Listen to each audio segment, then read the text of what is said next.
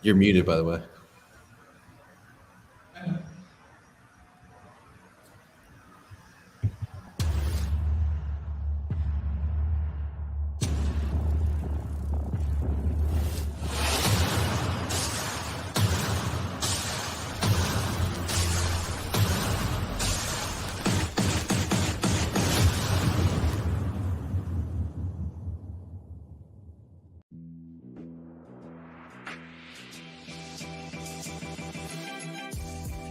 Great experiences build great leaders. Great leaders build great teams. This is Building Great Sales Teams.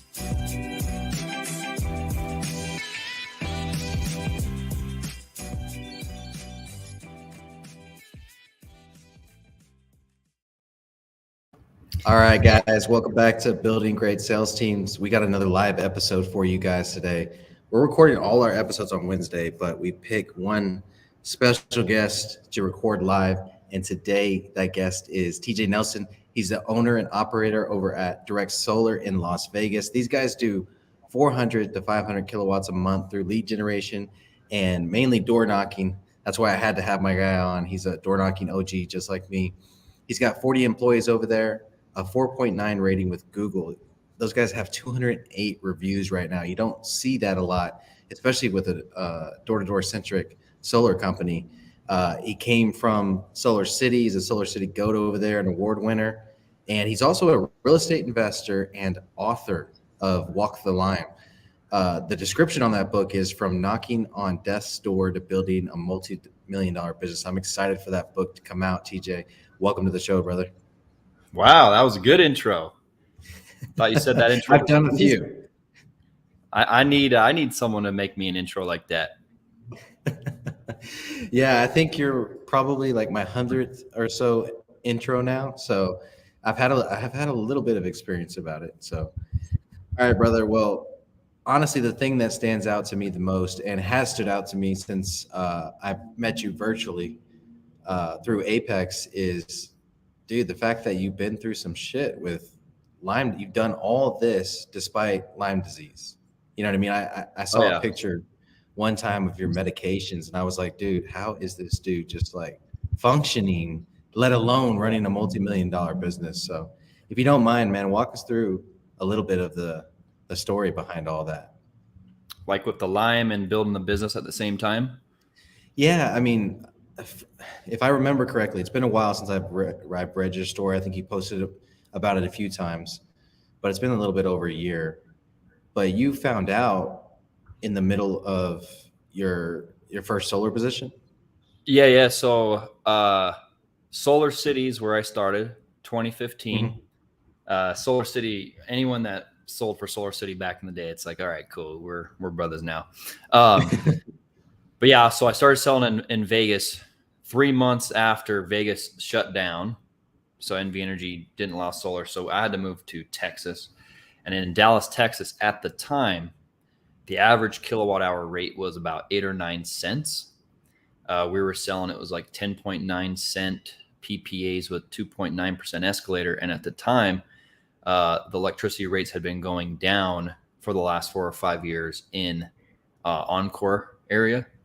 Mm-hmm. And so we had to really learn how to sell on value and all this stuff. Cause like 60-70% of all my customers had to pay more to go solar over there. So it was nuts. And like the deregulated market, the, companies you call and try and get usage, like, wait, you're trying to get solar, we'll lower your rate. And then they steal your customer. So I was over in Texas. And then at one point I hit number one in something called Power Rankings. So it wasn't just the most signed bookings. They took a score of signed bookings to net bookings to final contracts to installs. And so I had the highest score in that. And then like about 2 months after I hit the very peak is when everything started falling apart. Didn't know what was going on. Started getting these weird rashes, lost everything. And then I couldn't work for a year and a half. So I climbed up to the top. I was on, top of the world and then lost it all. So moved around, eventually ran out of money, went to Arizona, started getting into solar again because this one company, they were able to give me appointments. I was like, cool, I'm too tired to knock doors right now. Let me just silence these bad boys. And At that then point, did you know it was Lyme disease at that point? I knew it was Lyme disease. Luckily, only like 4 months after I started going downhill, because I was in San Diego and this doctor saw all the rashes. So he ran a whole panel and it came back Lyme, Bartonella, Babesia, Rocky Mountain spotted fever, mycoplasma, all this stuff. So yeah, and Rocky Mountain point, spotted fever. like, how many weeks do I have to live? Jeez. Yeah. There was some tick, whatever deer tick in Texas caught me. It was really pissed off. But yeah, Rocky Mountain spotted fever untreated is like 30% fatality rate and all that stuff. Bartonella was the worst one, but I just say Lyme disease because people know what that is. Like, they don't know what Bartonella is. They don't know what all that is. But so it wasn't just Lyme, as the other stuff was way worse than Lyme. And then the Lyme takes your immune system down. So the other things can flourish and kick your ass. So. Yeah, I can't imagine going, like you said, being at the top of the game in Solar City, and then all of a sudden you've got this. So it was Lyme disease, and I'm not educated on it. It's not hereditary. It's something that, does it only come from ticks like that, or can you get it from another insect, or how does that work? You can get it from other insects, and technically, I believe if like a mother has it, she can pass it to her child, type of thing. Gotcha. But it's mostly from ticks. Some mosquitoes, other bugs can give it to you. And then like if you're born and your mom has high levels of it, she can give it to you as well. Gotcha. But psychologically, yeah, it was very difficult. Mentally, I had to learn all sorts of different techniques and strategies and acceptance and all this stuff, because in door to door, I was so programmed to be just push, overcome anything with your mind. And then this was too strong. So I had to like accept, cool, I guess I'm not that guy anymore. I'm not the top, dude, I'm not top salesman. And so my whole identity was challenged. And I'd say the mental part of all that was very difficult. Yeah, I can imagine. And then at that point, you've got to become, all right, I've got to become a master at the mental game and the technique and the strategy, so that I'm not wasting energy at these doors. I'm not, every conversation I have is a high value, high quality conversation. And so what were some of the strategies you started using? Real quick, one thing that was really funny was, so in Texas, I used a lot of charisma and all that stuff in my sales process. I still had a good sales process, but a lot of it was charisma, and they like me and I have energy and all that stuff. And then when I was sick, I couldn't do that. So when I was selling people in Arizona at my sickest, I had to rely on pure strategy and technique alone. So I was signing up people that didn't even like me. They wouldn't respond to my text, but they'd still get installed. So I had to learn how to be very strategic and everything. But the other strategies was like I did a bunch of EMDR therapy, hypnosis. A lot of it was learning to break free of your mind can overpower everything. You just use mindset and learn more. Cool. There's this river. The river is very strong and it's going this way. I'm trying to swim upstream. I have to go up the stream. Cool. I can't do XYZ, but I can do these other things. So it's like, cool. If I can't do this, what can I do?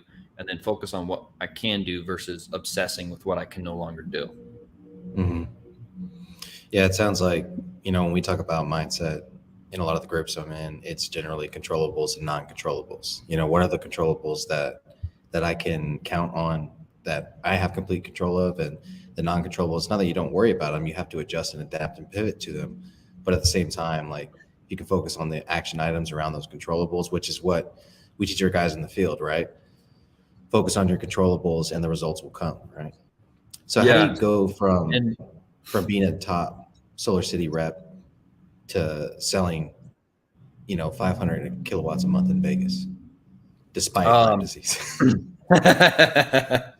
Yeah. I mean, just doing that alone, there's a story there, right? So it was when I started the company, I was a lot sicker than I am now. So now I'm not 100%. I still can't do some things, but way better, way better. And in the beginning, it was just a pure surrender to certain principles of success. And I love John Maxwell. He's like the leadership guru for me. Goat. And so it was just cool. When I give a meeting, it's not for me, it's for them. So whenever before I run a meeting, I go, cool, what does the team need to hear the most right now?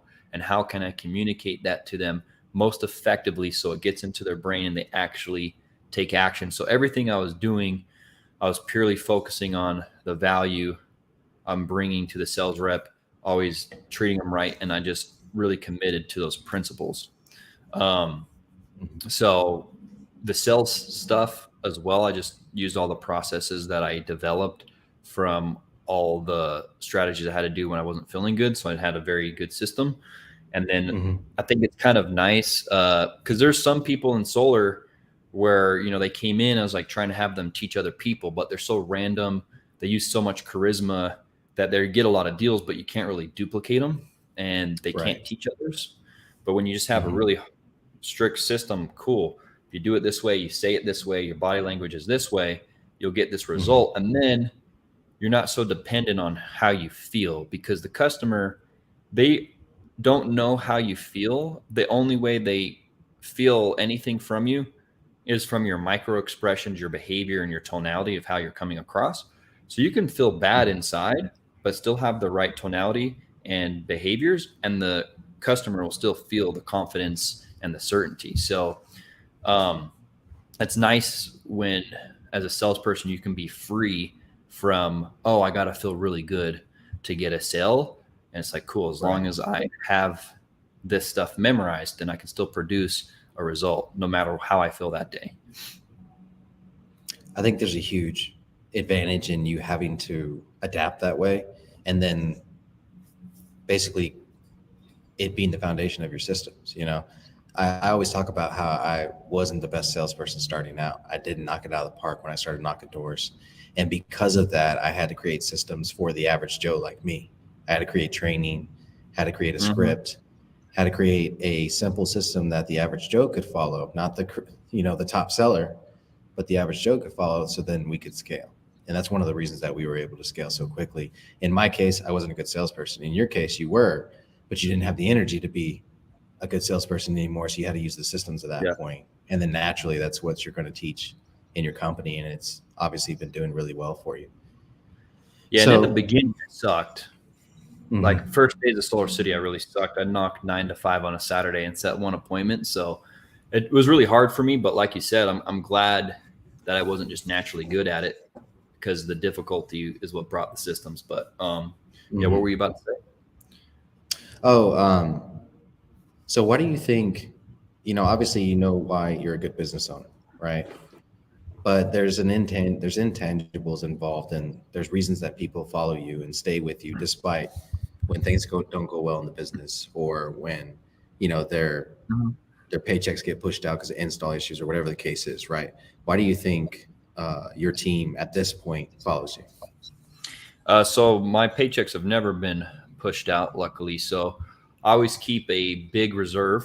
So I've never missed payroll once, never screwed anyone on pay. If it's a mistake, I always eat that. And then I'm very careful what I say, and anything I tell them to do, or, hey, you should do this, I have done or do. So this is the 5th year technically, but for the first 3 years of the business, it's a little over 4 years old, I outsold everybody for 3 years straight. So there was never, when I was never running a meeting, and they could never say, oh, well, he's just telling us to do this, he doesn't know what it's like out here. Because I was outperforming everybody. And so I'm very careful what I say. I remember I had this guy, the sales manager, and at one point it was getting dark at night for winter, and he goes, man, how are we going to get these sales reps to knock at night? And I go, we go knock at night, right? It's like, how do we get them to knock at night? We go knock at night. Like, you don't just tell them to go knock at night. We go knock at night. We set a bunch of appointments, get some deals. Now everybody's going to want to knock at night. And so I think just being willing to put it all on the line, always being very careful of what I say. So no matter what I say, it's going to come true, and never screwing anyone over. They just know if I say something, then it's for real. It's like I'm not just blowing smoke. Yeah, it's And your like integrity at that point. the thing is too, like even the book, it's funny, everyone's so surprised that I wrote that book, because I also have a saying, I'd rather say what I did than tell you what I'm going to do, because I feel like if you tell everyone what you're going to do, you get that dopamine fix. You're getting high off telling everyone that, so you're less likely to do it. And then if you don't do it, then people don't trust you anymore. Like it's all these salespeople come to me, oh, I'm going to kill it this month, I'm going to sell all this. I'm just like, okay, cool. Well, at the end of the month, I'll look at the leaderboard, right? And I would rather, instead of being the salesperson who says, hey, I'm going to sell like crazy in January, I would rather go sell like crazy and be like, look what I just did in January.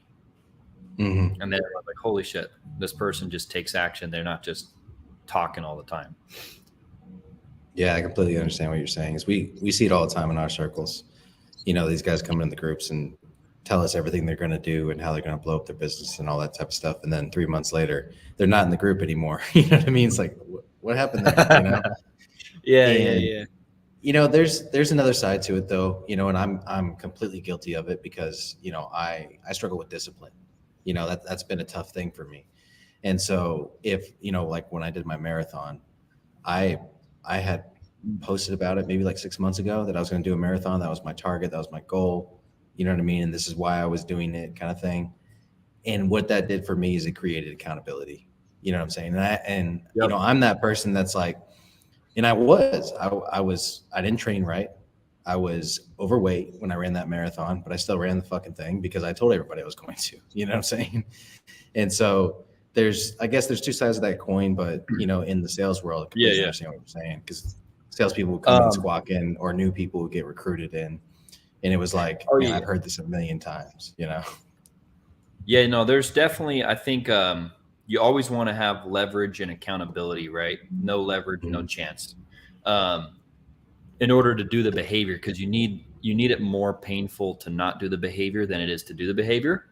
So I'm not saying don't tell anyone anything ever, but instead of just blowing all the smoke, like I'm going to sell 15, I'm going to sell 20 this month and blah, blah, blah. Be like, hey, I'm going to knock 600 doors this week. I want help. I need to knock 100 doors a day. If I don't knock 100 doors a day, then I'll give you $100 or whatever it is. And then or do 100 push-ups at the meeting the next day. Yeah. Then there's leverage and accountability on the behavior. And then the 15 will come as a result. But it's just like, there's too much blowing smoke. Like instead of you being like, I'm going to run a marathon, I'm going to do it in 3 hours and 30 seconds. I'm the man. And then you're blasting that everywhere. Right. That's more what I meant. Yeah, for sure, brother. All right. So let's talk recruiting a little bit. So one of the metrics that I kept an eye on when I had the large sales teams and different offices and stuff like that was the recruiting piece, the turnover piece. So being in door-to-door, turnover is typically high. I have a hunch here. I've not asked you about this before, but I have a hunch here that your turnover is considerably low for the industry. So Can you kind of walk us through what that turnover is like and how you're able to manage that? So people that make it to their first 5 deals is very high. And as far as the company, we have people who've been here 4 years, as long as a company. We have a bunch of people been here 3 years, even more, 2 years. So once people get a little bit of success, they never leave. As far as brand new people, I actually have a system where we go, cool, we put them through orientation training. We do a group knock. We go knock a door. Once you've actually set an appointment, then we'll send you your contract and get you onboarded, just because so many people, when they taste the doors, they quit. So I don't know my exact turnover on brand new hires and then they go their first day and then they're no longer here. But if they've been here for any amount of time, they almost never leave. Absolutely. And I love that you said the first 5 sales, because that, especially in solar, you know, in cable, we track to the first 5 sales recruiting wise, because we we went back to the source. And we looked at, okay, is it social media? Is it referral? Is it Wise Hire? Is it Indeed? Whatever the source was, then we tracked the 5 sale rate at that source. So we knew, okay, what's our best source? We can invest more there. All right, we're not getting the volume, so we got to invest in the lower quality source, whatever the case is. And so it got very technical at that point. But when you do that, when you track those things, then you're able to pull those metrics, and really understand, okay, where do I want to invest? I need higher quality salespeople. I'll invest here. I need more volume. I'll invest here, whatever the case is. So, I have those numbers. It's a certain amount don't show up to training, and some do.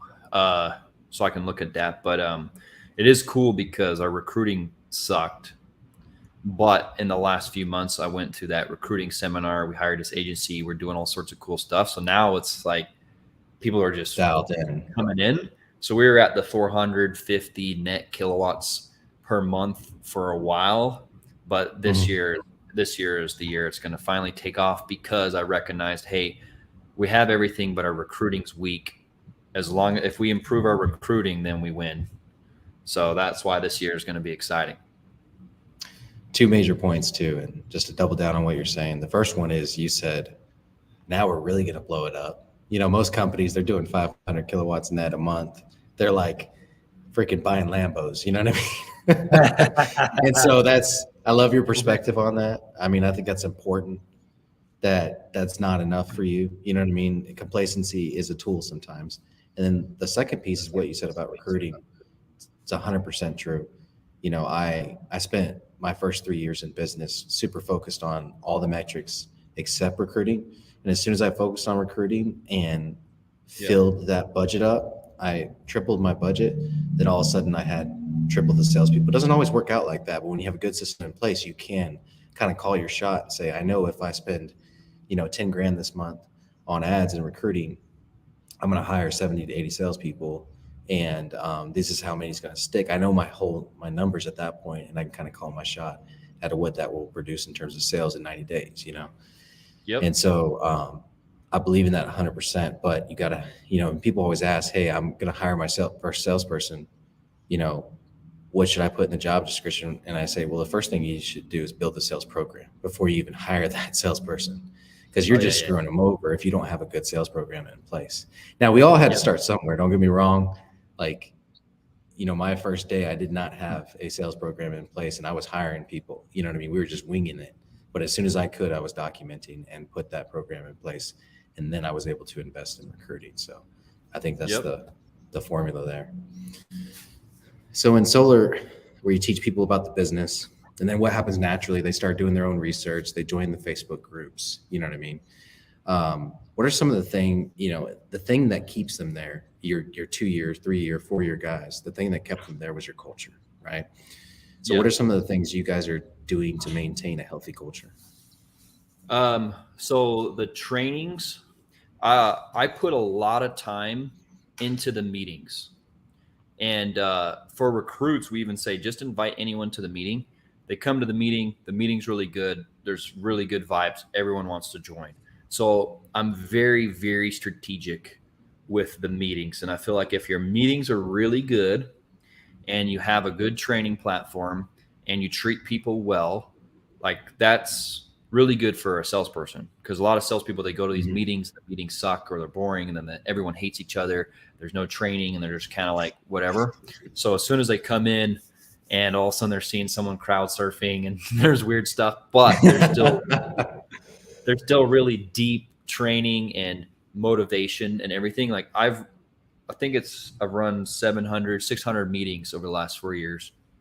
And while I'm running every meeting, I'm always scanning the audience and I'm always watching and I'm seeing what's working and what's not. And what I found that works the best to maintain people's attention is if I do, the little beginning role play a little bit, I have some sales training and then mindset. And I always do the combination of the two, because if I only did sales, they always lost focus. If I only did mindset, they're starting to nod off.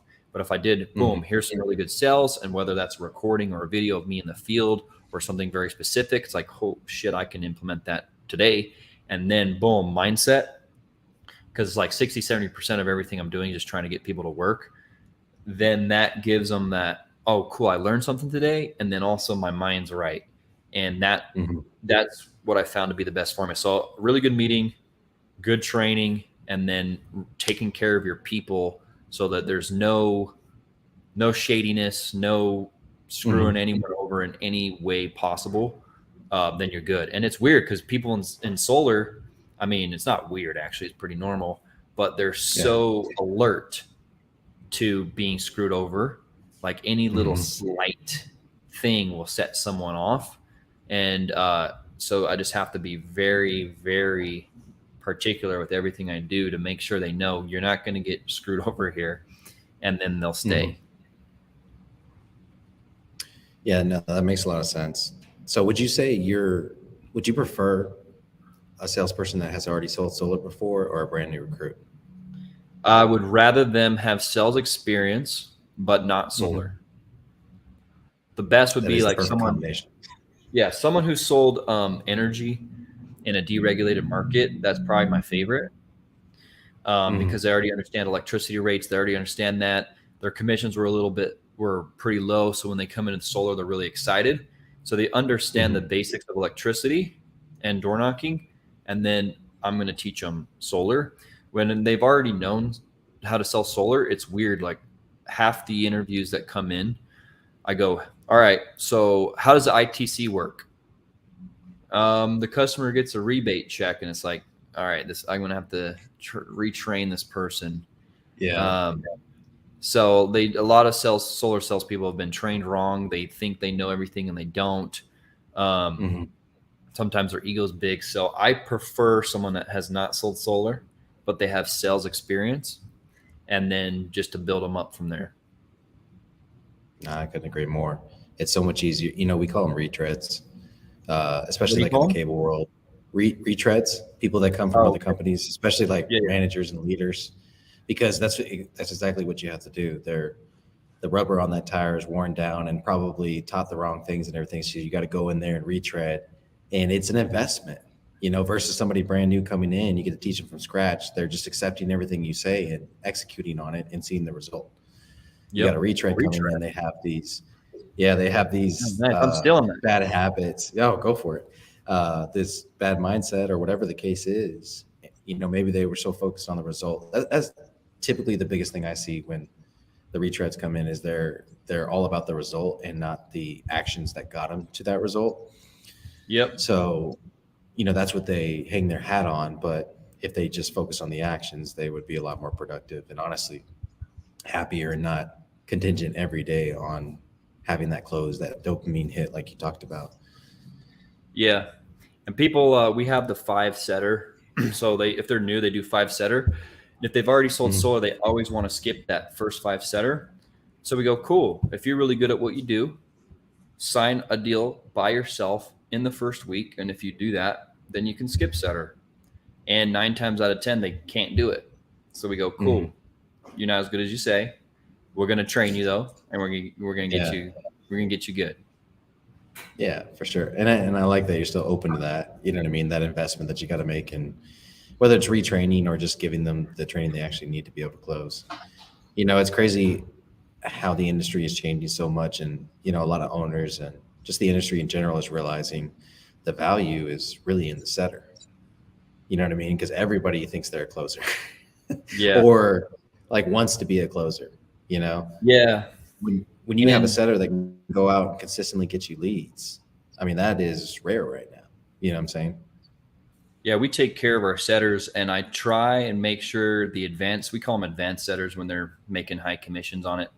I try and make sure they know, hey, you can make more money being a really good advanced setter than having to learn how to be a closer, because sometimes I think we glorified being a closer too much. So everyone wanted to be a closer.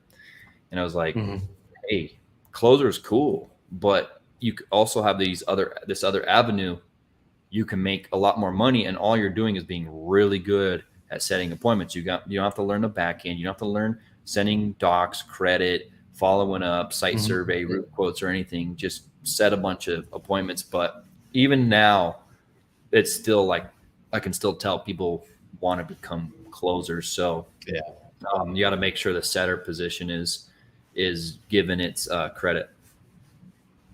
Yeah, for sure. And it's like everything else. It's like eventually they're going to want that owner under their title. You know what I'm saying? If they're entrepreneurial minded, which most of the guys that we hire are, right? And so if you can create opportunity in between that entry level and the owner, that gives them ownership or gives them profit sharing or something like that, then you're in good shape. You scratch that itch for them. You know what I'm saying? Because it is just an itch until you get there and you're like, oh, maybe I don't want to do all this. Oh yeah. I know. I tell everyone I'm envious. Like I wish I could hire myself because being able to be plugged in, sales manager, overrides and running a team, and just being really good at sales and helping people sell versus having to deal with the liability and the payroll and the legal and all that stuff. There's a lot of people would not want to be the owner. They would not enjoy that at all. No, I can't tell you how many times I've realized, hey, I'm not going to make payroll based on cash flow on Monday, and had to figure it out by Friday. You know what I'm saying? Yeah. Plenty of times that's happened. You know what I mean? It's you said, you either have a really good reserve or you're really resourceful. And I was really resourceful for a long time. Yep. All right, brother. Right. So one of the things I noticed about, so when I went to your Facebook page, you've got join direct solar there, and you go to that, and it's actually a funnel. And so I really appreciate that because, most companies just have their website, and then they have join, tab, and you go to that join tab, and it's just like a form and submit. You know what I mean? But you've got an actual recruiting funnel in place here. What inspired you to do this? I think I saw, was it Taylor McCarthy or one of those guys? No, it was Taylor McCarthy, I think. Okay. And I saw some kind of funnel he had. I said, hey, how did you build that? And he sent me some guy. And so I hit him up. And because I was thinking, how can I get more higher level recruits? That's why I wrote 10 Solar Secrets. I actually recruited some high level people because they read that and they go, oh, TJ knows what he's talking about. He's not full of shit. And we haven't fully had that bring in a lot of applicants, but what it has done is the existing applicants, like let's say they apply on Indeed, they're going to come in for an interview. We send them that, they go through all that, and it makes them stick and it sells them on working here. So it's done wonders for after they are invited in.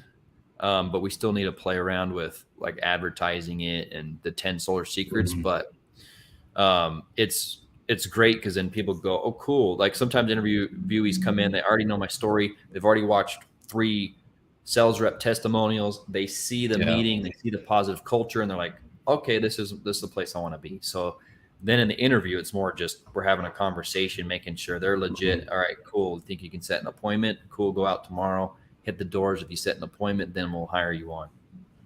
Yeah. I love that because you're building the authority before they even apply necessarily, or when they're just a candidate, right? And the way that I used to do that, the old school way, was I hired a PR company and I wrote articles and showed up at news stations and did interviews with influencers and stuff like that. And it was TV back then. This is 10 years ago when I was doing this. So social media wasn't as big. It wasn't as easy to create all these authority pieces back then. So basically it was Google the company and they would get all these articles that I had written, create the authority. All right, this guy's legit. He owns the company, that whole deal. And so you're doing the same thing, and now we call it building your machine, right? Which is, an Apex backend course that you and I have both been through.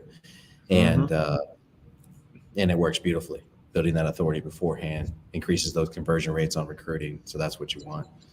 Yep. So going into that, you've been crushing the reels lately. I've been seeing all your reels, liking every one I get my hands on. And what has reels done for your business so far? I know you just started investing in that. So have you seen an ROI yet? Or what's the surprising that's come from it? Yeah, and that's what I was gonna say. The video too, like that funnel, it's all videos. What we're doing right now is video. Everyone wants video now, and it's weird because it's on everything. It's portrait mode now. No one's recording in landscape, and so the reels.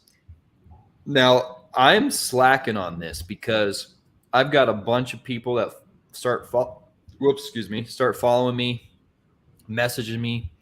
But I hate logging in and trying to go through there. But one time I just logged in, looked at like 20 followers, sent them a very basic message. Hey, what are you doing for work? And hired 2 of them just from going through my Instagram. So I'm slacking a little bit, but people see that and they want to come work, or there's already that credibility there. And I know with stuff like that too, it's all about consistency. I knew in the first month, no one would give a shit. 2 months, that's kind of interesting. 3 months, wow, he's still putting out good content every single day. 4 months, 5 months, 6 months, okay, this guy's legit, right? So I have a very long-term view with it, and it's some people, like one guy, he just messaged me, hey, all I see when I log into social media is you and your team. It looks awesome. Like, I'm in California, I want to sell, and that stuff happens a lot, but what I really should do is hire someone to go into my account and send all these people messages, because I know if I went in and actually sent 25 messages a day, I'd probably recruit a person a day just from that. So I'm not fully capitalizing on what I've built, but I'm still putting it out.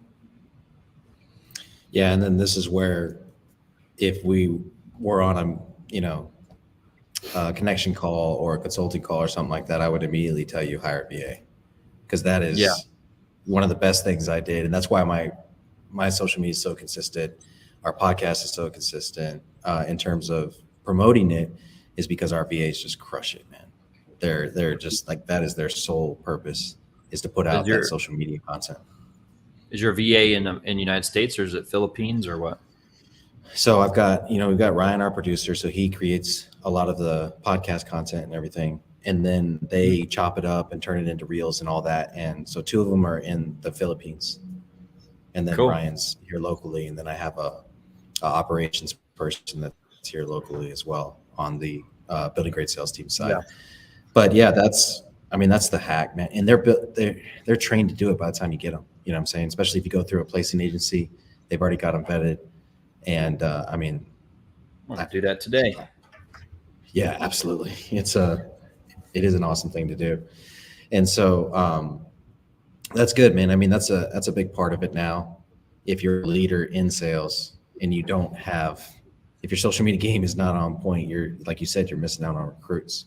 You're missing out on people qualified before they even talk to you, because they've seen your stuff. I resisted it.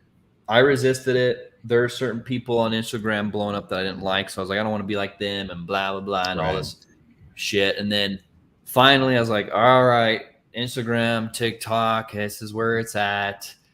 Although I hate TikTok. I don't even log in. Like, people, I'm not posting the video. Someone else posts it, because TikTok, it plays a video right when you log in and tries to trap your dopamine. I'm like, no. But it's funny because sometimes I've done videos where I'm like, don't spend time on TikTok or Instagram. Well, I guess unless you're watching my video, right? Yeah. So they're traps, and so I hate going on there. So I need a VA to go on there for me, send some basic messages, and if someone's actually connecting, hey, this person's talking, go have a conversation with them. But I resisted it, and if you're resisting it and you're listening to this call, you're going to be left behind. It's the same thing with AI. AI is coming up. If you resist AI, you're going to be left behind. So it's Instagram, TikTok. You got to be on there to be relevant, because that's what people are using. And if every time they open their phone, they see you on there, then that's the power of it. It's the consistency. And people's attention spans suck. I remember I got a bunch of good feedback over Thanksgiving, because all these people watching my videos are like, yeah, I watched like 30 seconds and then I just close it. I'm like, shit, I got to make my videos 30 seconds, 40 seconds long for people to watch it. So you have to make them short too. So it's not so much what do I wish worked or how do I wish the world was. The world is short attention span, Instagram, TikTok, YouTube Reels, and you have to be there in order to win. Absolutely. And if not, your competition is going to recruit your people away from you or recruit your customers away from you. One or the other. Correct. Because all your sales reps they're waking up to Instagram. Yeah. Their phone's next to their bed. Absolutely. They're opening it up. They're instantly scrolling. They all do it. Yeah. They're not listening to TJ. They're right on Try there and tell when them. they wake up. Don't sleep with your phone in your room. Leave it outside your room. But anyway, Absolutely. Random tangent. Right. So, speaking of being left behind, like this, what is it, Chat GP or Chat AI is blowing up everywhere, right? Oh yeah. And one of the things I never let my VAs do was my posts, my like personal page posts, because I always wanted my voice to come out in my posts. You know what I mean? And I post a lot of personal stuff, and so I wanted to make sure that when it came to my personal posts, that wasn't something that I was outsourcing. You know what I mean? And now this Chat GP has come up, Chat AI, whatever it's called. And so, Ryan was talking about it the other day, and so we decided we're going to do an episode where we ask Chat GP a question and we get Chat GP's response, and then we get my response, and we're going to like see who gives the better response, the AI or Doug Mitchell. You know what I mean? Hey. So we're going to do a battle like that. But I'm also kind of doing it because it's like I'm resisting it already. So I got to find a way to like engage with it and figure it out to see how it may not necessarily be something that replaces content writing, but it can be a tool for content writing to where, all right, how do I use this as a search tool and figure out, okay, what are the steps to installing a solar system and seeing the official steps, right? And then being able to use content based on that. Yeah. And two things on that. You actually gave me a good idea for the VA for your content. What I'd probably try and do is when you're walking wherever, just record a voice note, send it to them, have them write it. But the AI, I've been resisting it as well, but I think it's going to play a huge role in ads, running ads and all that stuff. And it's going to be implemented in ways we can't even predict. And so I was resisting it. I was like, I don't have to learn about this. And I was like, well, shit, I'm going to have to learn about it because whoever learns about it's going to have an advantage. Because I went in there and I said, how do I stop sales reps from screwing over my company? And it wrote out this not huge, but this big 5-step thing. And I was reading through it and I was like, oh, if I did those 5 things, I couldn't get screwed over. And it was like an actual legitimate list of, hey, constant training, monitor randomly, have welcome calls recorded and like metric and all this stuff. I was like, oh, AI it's here. It's cool. Already here. I don't know if we could do, how to knock a door in Vegas yet. Maybe it would have a crappy pitch for that. Well, actually, I should try that. Maybe. I don't know, but that's the thing. You're dealing with unlimited information. So it's like, I'm doing this whole episode where I go against it, but at the end of the day, when it's somebody that's not in the business, AI is going to wipe the floor with me because it's going to be able to teach them better than I am because it's teaching them from a place of understanding that they have zero knowledge. So it's giving them steps, like you said, versus I may assume a lot. Because I'm in it every day, I may skip steps. You know what I'm saying? So I think there's a lot of validity there. It might get to the point where you could have a bunch of successful door knocks that are recorded. It analyzes them all, maybe put in certain parameters. Then any sales rep could record a door knock, upload it through the app to the AI. It'll give them all this feedback. Hey, your tone was rising like you were nervous. You got to, fix that. You said this here. You got to fix that. You didn't do pullbacks or whatever here and here and here. Maybe you have instant feedback. You don't have to send it to your sales manager for them to go through it anymore. They just upload it in an app and that just instantly tells them, do this on the next door to improve. So there is a software out there like that for virtual sales. Yeah, it's called Connect and Sell. I interviewed the CEO a couple months ago. And it's obviously for virtual. It's not something that you can apply on the doors. It'd be kind of weird. But virtually it does. Basically, every time you have a pitch, it's analyzing that pitch and honing in the the best responses to every objection, the best structure, the best pitch, all those things.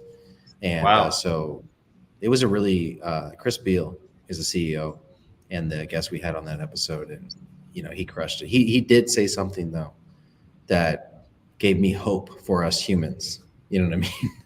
And it was that in order for someone to buy from you, they have to, there's the whole know, like, and trust factor, but in order for them to like you, they need, and it's in the episode, and I wrote it down and I kept it in my notes. It's something like 2,500 bytes of information.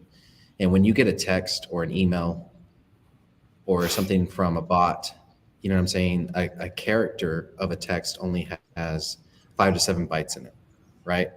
But the human voice in 7 seconds emits something like 2,500 bytes of information. So a human can get someone to trust them a lot faster than AI right now. Now, when AI can make their voice sound like a human voice, well, yeah, now we're in trouble. Which you see some of the video, They're going to be deep fake, so there'll be a AI Doug Mitchell that looks just like, But anyways, yeah. Talking about some crap that's going to get me in a lot of trouble. Doug Mitchell says he has integrity and he's a family man, but look what he says over here. It analyzes all your stuff and starts saying crazy. He's just like, whoa. All right, brother. Well, let's talk about the book. What inspired you to write this book? Why this subject? Why not solar or sales or, just your story in general? Why were you kind of focused on walk the line? Yeah, and I might write a solar sales book. I'm sure there's some good ones. Walk the Lyme. So what happened was December 2020, I got COVID the first time around, like when it was scary. And I'm all messed up. I can't sleep. My lungs, I'm using a nebulizer trying to protect my lungs. And there was a moment where I was like, I'm really sick. There's a small chance maybe I could die. And so I'm just meditating and go, if this was it, it's probably not. But if it is, what is the thing I wish I would have done? And it was like, write a book about your story. I was like, all right, cool. And Lyme is just a very personal thing for me. And I really have a soft spot for people with health issues. And so it was more of a passion project. Like the editor, they said, what do you want out of this book? Like, you're trying to run a course or a program or make whatever. I was like, I don't care about making any money. I don't want a course. I don't want any of that. I just want someone that was in my spot to read this book, give them hope and help them. And it was just, I think we're going so hard in solar and growing solar so crazy that you have something on the side where it's purely for giving back. It feels good and it kind of rounds you out and it gives you a different type of satisfaction. And so that's why I wrote it.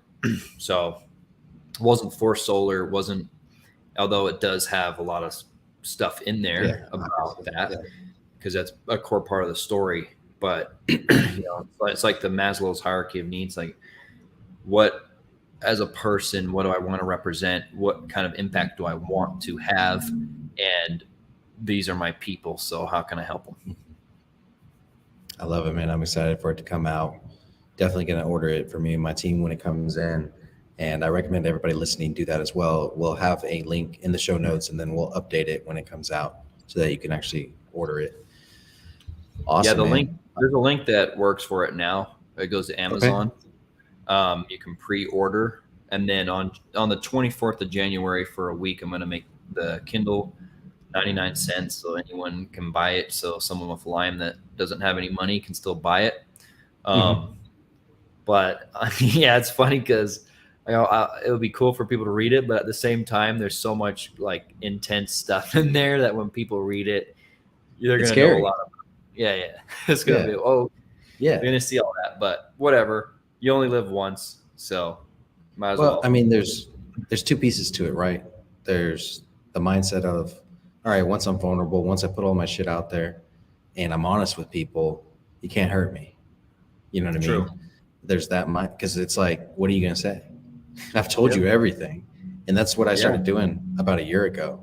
And I sleep so much better at night now that I'm not holding secrets or holding, these things about myself. It's all out there. You know what I mean? And that's why when something big happens in my life, like winding down my solar division, that I posted about this morning, I immediately post about it and I put it out there. And I'm like, hey, I don't want people talking about this. I don't want, you know what I mean? This is what happened, and this is how you can learn from it. This is what I learned from it. This is why I'm doing it, And it happens all the time. I'll be having like a connection call with somebody or a conversation with them. And they'll be like, yeah, you posted this thing 3 months ago and it inspired me to do this, or it convicted me to do that. You know what I'm saying? And so they're, you were talking about that intangible, that, non-selfish thing, that body of work that you can put out there. And so that's kind of what my social media is for me. And, but no, I couldn't agree more, man. So what are you excited about? What's next for you in direct solar? Woo. Oh man, 2023, especially Q1, it's going to be wild. Some stuff I got to keep on the D low until that's fine. But whatever you want to share, brother. But we got a huge recruiting coming. We got a lot of cool stuff we're developing.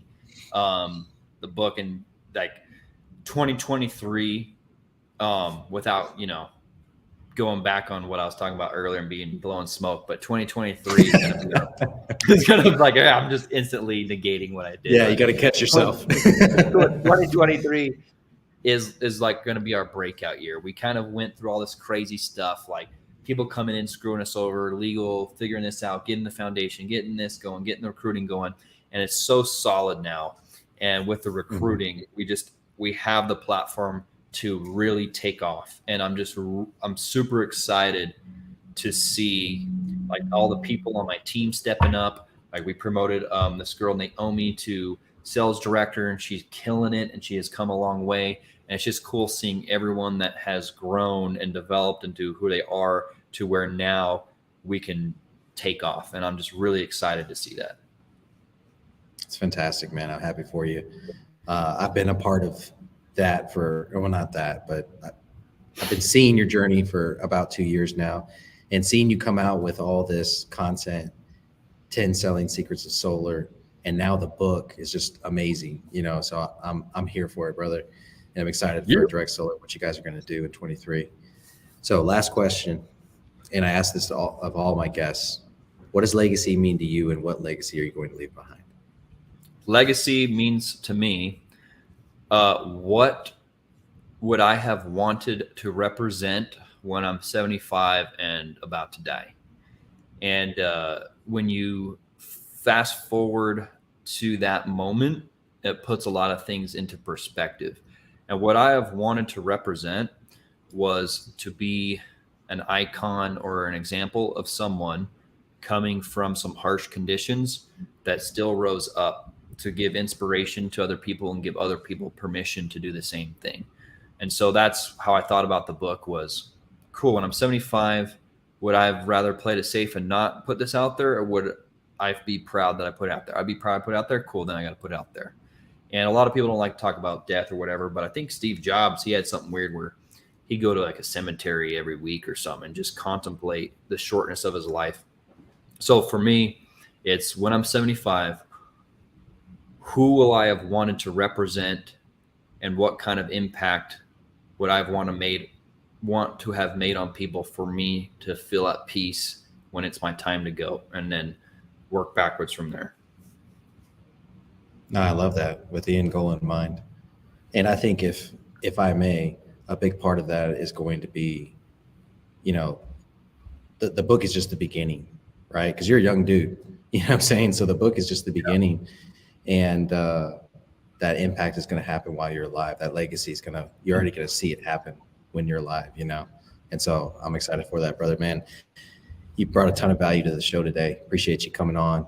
Yeah, it's fun. If people want to reach out, they want to work with you on solar, and they want to work with you on Keith Goss. He said the dash between dates is very, very short.